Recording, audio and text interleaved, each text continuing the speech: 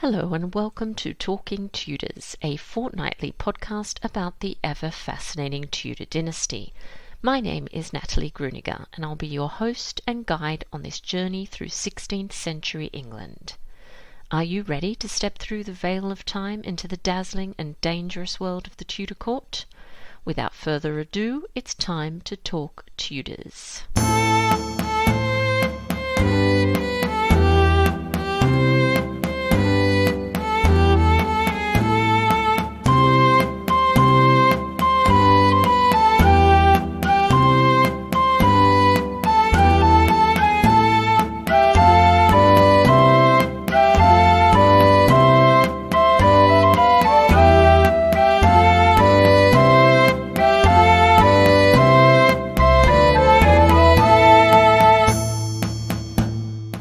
Hello everyone, welcome back to Talking Tudors, episode 61. I'm your host, Natalie Grueninger, and it's great to have your company. Before we dive into this week's episode, I'd like to thank the wonderful patrons who continue to support this podcast.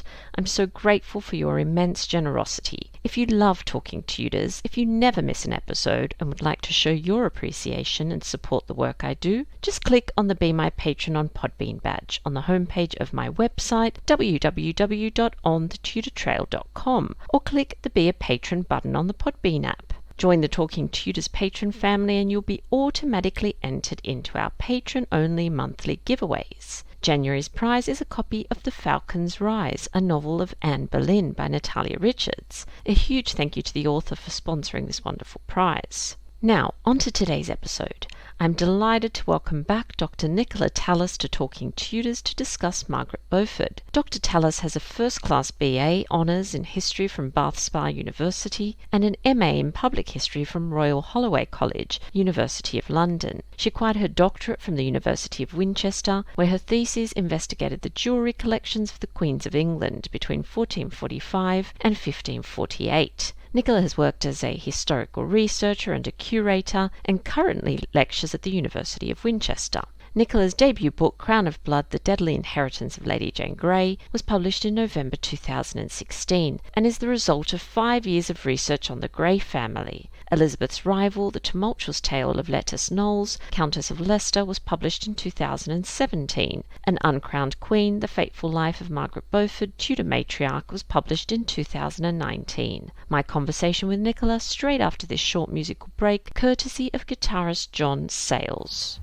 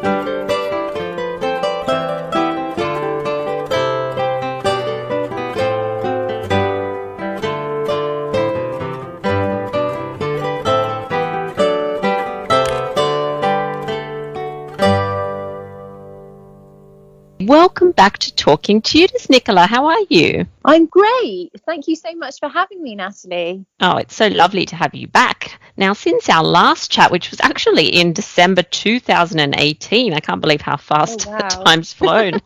We've had, a lot of new listeners find the podcast. So would you mind just introducing yourself and telling our listeners a little bit about your background? Yeah, of course. So obviously I'm Nicola Tallis, and I am the author of Crown of Blood, Elizabeth's Rival, and most recently Uncrowned Queen, The Fateful Life of Margaret Beaufort, Tudor Matriarch. And I'm a historian and a researcher by background. So I recently, a year ago actually, I completed my PhD, which was concentrated on the jewellery collections of the Yorkist and early Tudor queens. So that is my specialist field. That sounds like a wonderful field to specialise in, I must say. Yeah, it's great fun. Now, the last time we spoke, we actually chatted about Lady Jane Grey. And for anyone that's listening that might want to tune into that episode, that was actually episode 16. So you can have a look at that and listen to that one as well. But today we're actually going to talk about an equally fascinating character. And as you mentioned, the subject of your latest biography, which is Margaret Beaufort. So, Nicola, she's someone whose story you've always been interested in. She's someone who's always been on my radar, but perhaps more in the background, because she did form a very small part of my PhD research, because although she wasn't a queen, I think she probably would have quite liked to have been a queen, but she formed a very useful point of comparison. So she's always been on my radar, but perhaps not always directly until I began writing my book about her. Okay, and what can you tell us about Margaret's upbringing and her family? Well, we don't know a great deal about her upbringing, frustratingly, but we do know that she was brought up in a relatively happy family environment, raised primarily by her mother, Margaret Beaufort. It was quite tragic. She lost her father when she was just a few days short of her first birthday, possibly in very tragic circumstances, because it was rumoured that the Duke of Somerset, Margaret's father, had committed suicide, which was as a result of a dismal French military campaign that had ended in his disgrace. But Margaret would have had no memory of that or of her father. As I say, she was raised primarily by her mother in the castles of Bletsoe and Maxey in Northamptonshire and Bedfordshire, and she was raised with her half siblings, the St Johns, who were children who'd been produced as a result of her mother's first marriage. And there's evidence to suggest that there was a very warm and close bond between all of these children. Certainly later in life, there are references to the St Johns littered throughout Margaret's accounts, and she did a great deal to support these half siblings. So I would suggest that family and family loyalty was something that mattered very much to her and was very strongly linked with her upbringing. So yeah, she was, to all intents and purposes, raised in quite a happy family environment. Okay, and how did her marriage to Edmund Tudor come about? So that came about in 1453. As a result of what had happened was Margaret had been betrothed and then married to the heir of the Duke of Suffolk, and the Duke of Suffolk had been murdered in 1450, and Margaret did remain married to his son, although she was very, very, very young at this time, and it was a marriage of words only. But it was dissolved in 1453 when she was 9 years old, because at this time Margaret's kinsman, Henry VI, had decided on a better match for her, and that match was with his half-brother Edmund Tudor. And although Margaret became Edmund's ward in 1453 when she was 9, the marriage didn't take place immediately, and it actually took place very soon after Margaret's 12th birthday in 1455. Okay, so she was obviously very young when she gave birth to her son, the future Henry VII. So what impact do you think this had on her physically, but also emotionally? Yeah, I mean, there's no doubt that childbirth took its toll on her, and scarred her, certainly emotionally and possibly physically. In terms of physically, it's often been sort of said rather dismissively that the damage caused to Margaret's body as a result of childbirth rendered her physically incapable of producing another child. And certainly we know she didn't produce any further children, and we certainly don't think that she experienced any further pregnancies either, although we don't know this for sure. But it's very difficult to assess physically 500 years later what damage, if any, this did to Margaret. It is possible that there were obviously physical implications, but certainly the psychological scars were more clear to see. And we see this later when Margaret urged her son not to allow her granddaughter and namesake to hurry to Scotland for her marriage to James IV too early, in case, in James's haste to consummate the union, he might injure her and endanger her health.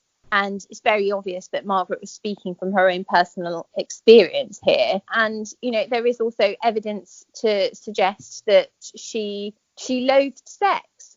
And who can blame her? It's very clear that in psychological terms, although she utterly adored her son and he was without doubt the most important person in her life, the effects of giving birth at such an early age did traumatize her. So it is possible that her not having children was a choice. There's nothing really to suggest, well, not to suggest, but there's no strong evidence to prove that she couldn't have children. Is that right? Yeah, no, that's absolutely right. And that is actually one of my theories, is that I think that she may well have made a conscious decision not to become pregnant again.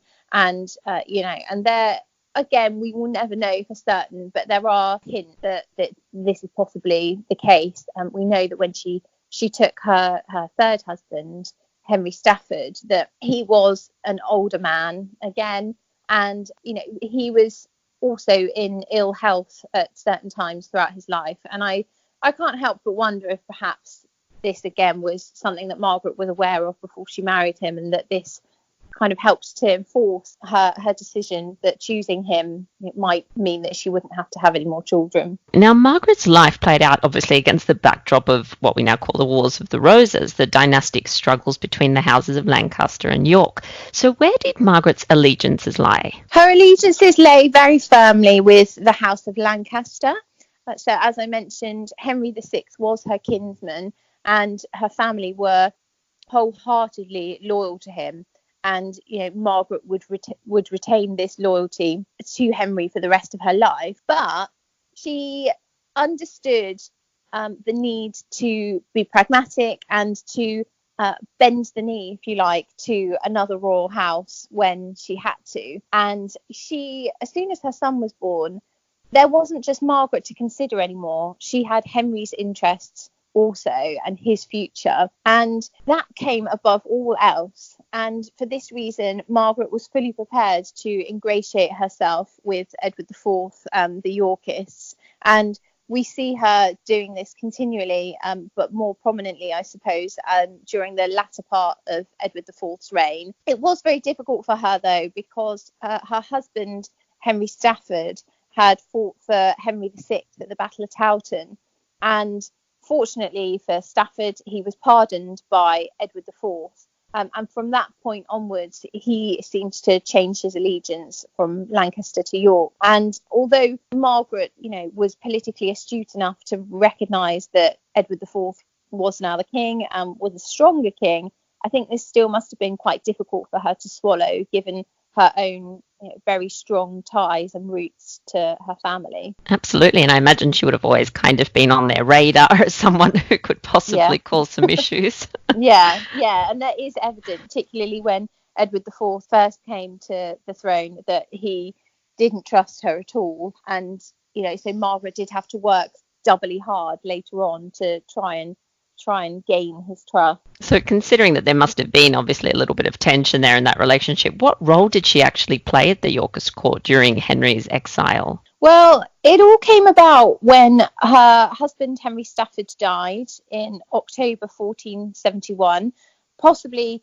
as a result of battle injuries that he'd sustained at the Battle of Barnet, where he'd fought for Edward IV. And Margaret didn't waste any time in arranging a fourth marriage. So in June 1472, by which time Henry Stafford had been dead for less than a year, she married Thomas Stanley, who was a member of Edward IV's household. And one of the primary motivations for this was the fact that Stanley was a member of Edward's household, because this also gave Margaret an opportunity to have direct contact with Edward, which was something that she'd never really previously had, because, you know, Edward IV hadn't particularly favoured her previous husband, Henry Stafford, at all. So with her marriage to Stanley, we begin to see Margaret playing a more active role in court ceremonial. We don't know exactly how often she was at Edward's court, but we do know that she was afforded a role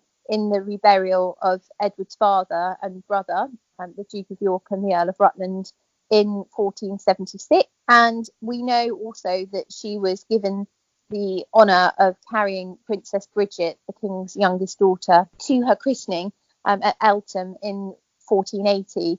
And of course, this would have been considered a singular honour. And this is all suggestive of Edward's growing trust for Margaret, and the fact that she was obviously doing a good job to convince him of her loyalties. Now, talk to us about the plot that Margaret was involved in to overthrow Richard III. Yeah, so that obviously came about in 1483 when Edward IV died unexpectedly. And of course, within a matter of weeks, Edward's two sons, the princes in the Tower, as they're of course popularly remembered, were placed in the Tower of London, and Richard III declared himself king, or was declared king, in June. And it's not quite clear exactly what turned or what changed Margaret's mindset as such, because it's very clear that during the reign of Edward IV, she had been working to effect a reconciliation between the king and her son Henry Tudor, and she had come very, very close. Whether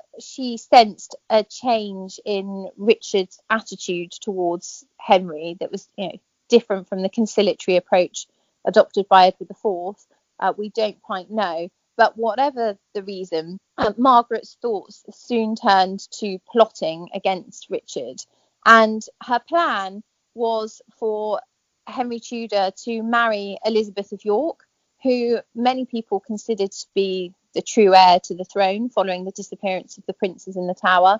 She was, of course, the eldest of Edward IV's daughters.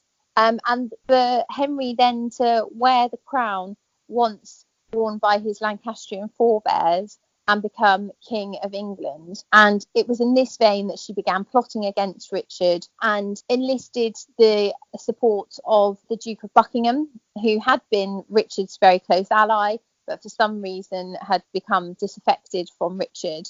And there's a lot of debate over whether she sort of coerced Buckingham into plotting with her on false pretenses, by double bluffing, and basically sort of because Buckingham had a claim to become king as well, and whether saying that she would support him or not. But anyway, the plan was for Henry to become king. Unfortunately, it was a dismal failure, and Buckingham was captured and executed, and Henry Tudor, who at this time was in Brittany, had sailed from Brittany to England to support the plan, but having heard that the plot had failed, was forced to turn around and return. But for Margaret, there was nowhere for her to go, and having committed high treason, she was now forced to wait and see how Richard would treat her. Unfortunately for her, she was spared the death penalty, but only by reason of the fact that her husband was a key supporter considered by Richard III to be a key supporter and a valuable ally, and Richard couldn't afford to risk alienating Lord Stanley by ordering the execution of his wife, and so it was for that reason that Margaret was spared the death penalty. And Nicola, so I was just thinking, so up until you mentioned that obviously Edward IV died quite unexpectedly, and he was still a fairly young man, so up until that point, is there any evidence to suggest that Margaret's plan was to put Henry on the throne, even at, in those early stages when Edward was still alive and still healthy and, thought to continue his reign? No, absolutely not. Right. It's very, very clear that she was just working at this time to try and work out a way that she could bring her son home from foreign exile. And At this time, we have to remember, as you said, Edward IV died quite a young age, and it was unexpected. And Margaret had no reason to hope that there was any chance that Henry might become king, because to all intents and purposes, Edward's line seemed fairly secure, because he was he was in relatively good health, and he also had 2 sons to succeed him. And Margaret obviously knew this. And it's very clear she was trying to bring about a pardon for her son. And she did come very, very close. So close, in fact, that Edward IV did draft a pardon for Henry Tudor. But unfortunately, he died before it could be put into effect. Thank you for clarifying, because I think that's one of those things that confuses people because of how it's been depicted in, shows and series and books and that sort of thing. So what was Margaret's relationship with Elizabeth Woodville like, and how did these women work together to place their children on the throne? You've touched on this a little bit, but can you go into that a little bit more? Yeah, again, it's one of those that's frustratingly vague, because we don't know a great deal about their relationship. I suspect that Margaret would have been as shocked as the rest of the realm when she heard that Edward IV had married Elizabeth, because she was a woman who was very acutely conscious of her own roots and her own family heritage. And so I think that the fact that Edward IV had married this commoner would have come as a surprise to her. But whether or not she still clearly served at Elizabeth's court and showed her all due deference. And then when the Buckingham Rebellion came about, Margaret was clearly willing to plot with Elizabeth on her son's behalf, and she used her position as a go-between between the 2 women. But when, of course, the Buckingham Rebellion failed, shortly afterwards, Elizabeth Woodville's eldest son, the Marquis of Dorset, he fled to join Henry Tudor in exile. And later, when Elizabeth Woodville came to, I suppose we could say, she did kind of reconcile with Richard III, and she urged her son Dorset to abandon Henry Tudor and come home. And I don't think that Margaret would have forgotten about this. Her confessor, Bishop Fisher, says that she had an excellent memory, and I'm sure that Margaret would not have forgotten that Elizabeth had reconciled with their enemy Richard III, and this would have been sort of considered a great insult by her. And of course, in 1487, 2 years after Henry Tudor became king, Elizabeth Woodville, of course, was sent off to Bermondsey. And I can't help but wonder if Margaret may have played some hand in that as well, and may have well felt that it was too crowded at court with Elizabeth of York herself and Elizabeth Woodville there. But that's just me speculating. But I would certainly say that there's no evidence of any great warmth between the 2 women, but nor is there any evidence of any great discord between them either. Okay, and so once Henry comes to the throne, just how much influence does Margaret wield over the newly crowned king? And did they actually share a very close bond? Was it a good relationship? Yeah, I mean, for the first, they were inseparable, basically. And in the early weeks of Henry's reign, he actually went to Woking Palace, which was Margaret's favourite home, and spent some time with her there. And it's very clear that he sort of craved his mother's company, and that there was a very close and warm bond between them, in spite of the fact that they hadn't actually spent very much time together during Henry's youth by reason of the political circumstances. In terms of how much influence she wielded, again, it's very difficult to pinpoint this precisely in political terms. Certainly there is a source later on, the Spanish ambassador, who claimed that basically Margaret was the most important woman in the realm and wielded huge influence over the king. And there's certainly no doubt that he trusted her implicitly and was very aware, very conscious of her abilities and her capabilities. And we can see this later when he entrusted her with the role of basically administering justice on his behalf in the Midlands, which she did from her palace of Collyweston. And this was a really unprecedented role for a woman at this time, and is an indication of Henry's trust in his mother.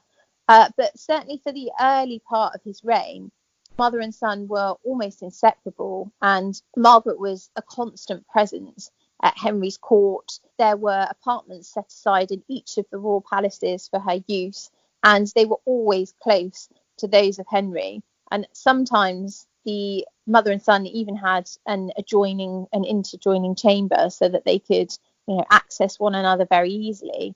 So yeah, it's all very suggestive of a very, very warm and affectionate relationship between the two. It's interesting, isn't it, considering the time that they spent apart in those really formative years as well for Henry. So yeah, it's very interesting. Yeah, and I think that's, again, Henry had seen how much Margaret had risked on his behalf, as in she could have been executed by Richard III in the aftermath of the Buckingham Rebellion, and even that hadn't quelled her support for her son. So I think Henry had seen how much she had put at stake on his behalf and risks for his sake, and couldn't have failed to obviously be very grateful for this, but obviously knew how much he meant to his mother. Nicola, was she the mother-in-law from hell? She's often depicted like that in books and movies. Yeah. Is that what we're sensing? Or I don't think she was, actually. I think that's an unfair portrayal, because I think the fact that she was constantly at court, we have to remember that, as we've said, she hadn't spent much time with Henry. She'd missed out on most of his youth, and so her desire to be close to him is, I think, completely understandable. And evidently Henry wanted her there as well, otherwise it wouldn't have happened. But no, I think that there's a great deal of evidence that the relationship that Margaret shared with Elizabeth of York was actually a very close one, and we see them working in harmony together on many occasions throughout Henry's reign. And I think undoubtedly Margaret may have got on Elizabeth's nerves at times, because anybody living in such close proximity, or it's almost like this menage a trois, and I'm sure that would have grated on Elizabeth from time to time. But she was reportedly of quite gentle nature, and I don't think that it would have bothered her unduly. There's only actually really one source which suggests that which hints at some discord between Margaret and her daughter-in-law, and that comes from the Spanish ambassador in 1498.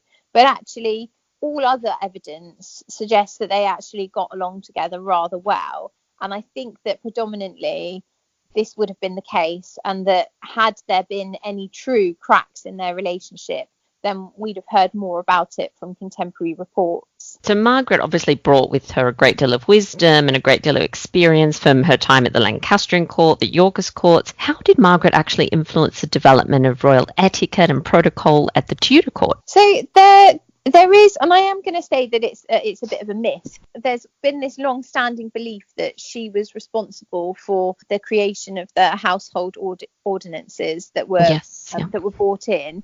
But there is actually no evidence that Margaret was responsible for these. And I think that certainly she would have shown an interest in the development of the court protocol. We know that she was very interested in etiquette and making sure that things were done just so and properly. And we know again that she did later create some ordinances for royal mourning. But as for the household ordinances themselves, as I say, there's no evidence that she was actually linked with those. And I think certainly she would have taken an interest in them. But as I say, we can't definitively credit her with their creation. Thank you. I love a good bit of myth busting. I always wonder how these things get embedded in the kind of history without any evidence. Interesting. Yeah.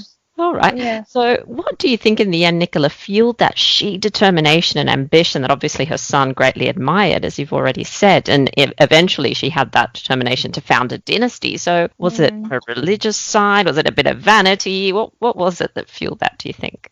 Yeah, very interesting. I think basically she was a person who was never one to miss an opportunity, and I think really it was partly luck. Had it not been for the death of Edward IV in 1483, I don't think that Margaret would ever have aspired an opportunity for her son in that way again. And I think, yes, certainly religion was a massive driving force in Margaret's life, although I have to add that I don't think it's quite fair for some of the portrayals that we've seen of her as this kind of religious fanatic who was driven by her belief that God had destined her son to become King of England. I don't think that there's any evidence that that's the true story at all. But I think certainly, perhaps vanity played a role in it as well. As I said before, she was very acutely conscious of who she was, and she was very proud of her heritage and her links. And she took great care throughout her life to proclaim her Beaufort heritage, which I find really interesting, given that many people, even following Henry Tudor's accession to the throne, many people considered both the Beauforts and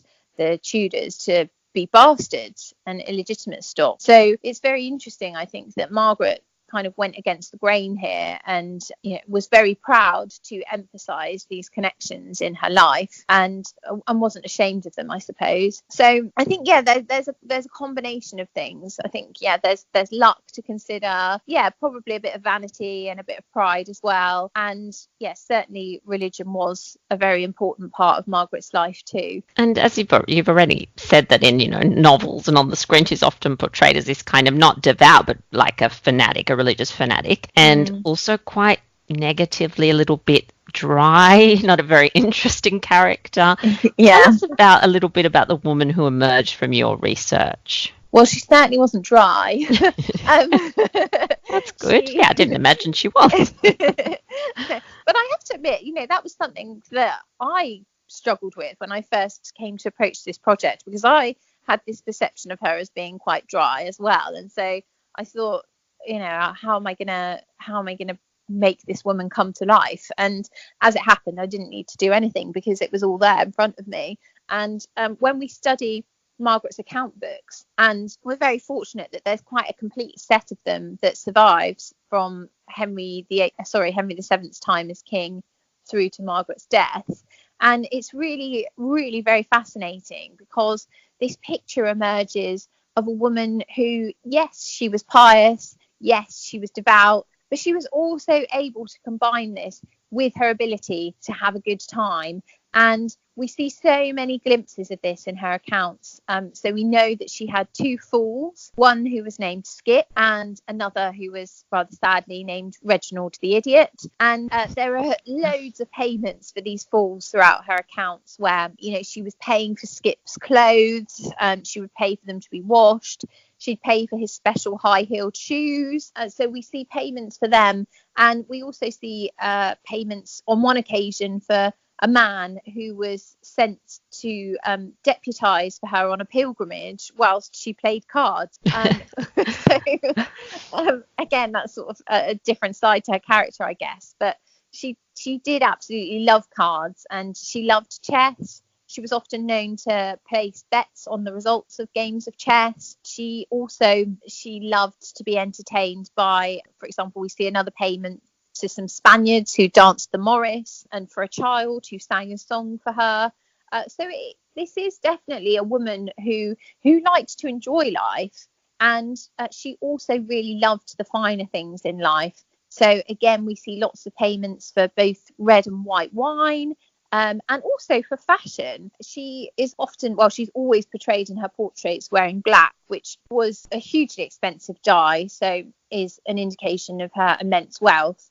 But actually, her wardrobe also contained dresses that were made of crimson, dresses that were made of purple. There were also payments for accessories like gloves, slippers, spectacles that were always made from gold, as were the cases. And also for Margaret's jewels, of which she was very, very fond.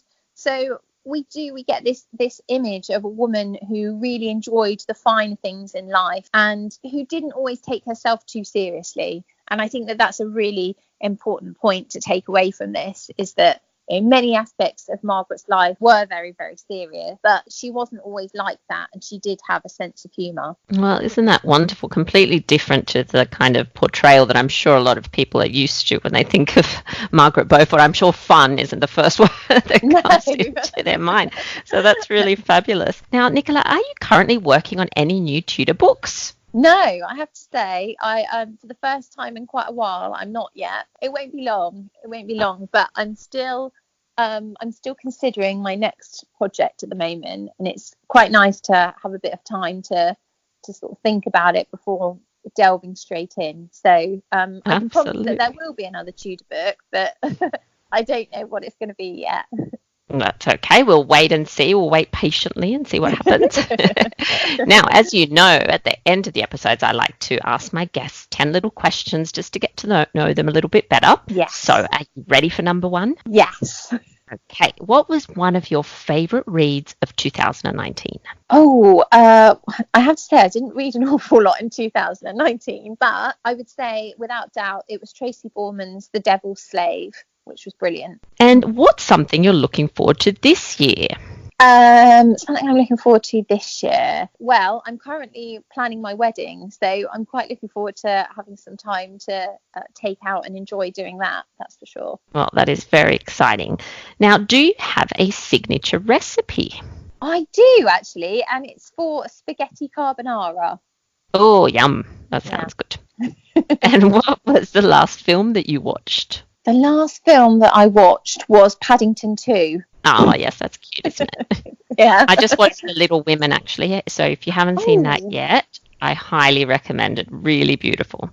That's good to know. It's on my bucket list. When you've obviously spent the last few years sort of, I think, writing back to back, if memory serves me well. So describe a day in your life when you're writing. Like, do you have any rituals that you follow or any little things you do to prepare yourself for writing? Yeah, I do, actually. I always make sure that I've got a lavender candle burning in my study, which just helps to relax me. And quite often I have classic FM playing in the background. Wow, so you can write and listen to music. Those people always amaze me. I need to have everything quiet, like just silence. No, I can be like that as well. But yeah, I have to have that. And I'll also always have either a peppermint or a green tea to my side. And obviously you like the classical music. What other music do you enjoy listening to? I absolutely love The Script. They're my favourite band. Oh, I don't know them, I'm sorry to say. They're fabulous. They're fabulous. Honestly, at the Hall of Fame, which is one of their signature songs, is the most inspiring song to me. And it's, just my all-time favourite. All right. Well, you know what I'll be listening to straight after this? I'll be listening to Hall of Fame. So if money was no issue, name 3 locations that you'd visit on your dream holiday. Oh, gosh. Okay. Thailand would be number 1, I think. I would love to visit Australia, and I would also love to go to the Seychelles. Yeah, that's a nice combination there. I think you're getting a lot of sun in that trip, Nicola. Yeah. Now, apart from obviously you have a great love of the Tudor period and 15th and 16th century England, are you drawn to any other period of history? I'm always fascinated by the Victorian period. Also, I'm watching the 3rd series of Victoria at the moment, and I also one of the books that I really enjoyed in 2019 was Hallie Rubenhold's The Five. So that period really grabs me as well. And what's, apart from your writing and researching and obviously your family, what's something that brings you joy? Something maybe you enjoy doing? I really love yoga and Pilates. So that's my real go-to, because it always makes me feel good, and it always makes me feel very relaxed just having that time to go out and do my own thing for a bit. Yeah, that's lovely. And lucky last, if you could spend 5 minutes with any person from Tudor history, who would you choose? Oh, do you know what? I think I would have to say Lady Jane Grey. Because she was obviously the subject of my very, very first book, and I would just love to have the opportunity to see what she was like, and to ask her some of those those questions that we all want to know. You know, was she abused as a child, and did she love Guildford Dudley, and all those sorts of things. Yeah, I imagine the subject of your first book will always hold a very special place in your heart, I think. Yeah, definitely. All right, so very last thing is our Tudor takeaway. So something, Nicola, for us to check out after this episode, website, song, movie. Do you have a Tudor takeaway? I certainly do. It's it's one that you'll have to wait for, I'm afraid, in some ways. No, that's all right. But it's the Elizabeth and Mary exhibition at the British Library, which I believe is opening this October. And I was very fortunate to speak at the British Library in December. And so they were talking to me about all of the things that they had already curated in order for the exhibition, and some of the aims of the exhibition. And I can promise that it sounds like it's going to be absolutely spectacular and dazzling. So yeah, please do check that one out. That sounds fabulous. I'll add a link to that so we can all put that in our diaries if we're close by. Yes. All right. Well, it's been such a pleasure chatting to you again, and I can't wait to hear about your future projects. And thanks so much for Talking Tudors. Thank you so much for having me. It's been a pleasure. Well, that brings us to the end of this episode of Talking Tudors. Thank you so much for joining us. I absolutely love to hear from listeners, so if you have any comments or suggestions, or just want to say hi, please get in touch with me via my website, www.onthetudortrail.com, where you'll also find show notes for today's episode. If you've enjoyed the show, please share the podcast with friends and family, and don't forget to subscribe, rate, and review. I also invite you to join our Talking Tudors podcast group on Facebook, where you can interact with other Tudor history lovers and hear all the behind-the-scenes news. You'll also find me on Twitter. My handle is On the Tudor Trail, and on Instagram as The Most Happy 78. It's time now for us to re-enter the modern world. As always, I look forward to talking Tudors with you again very soon.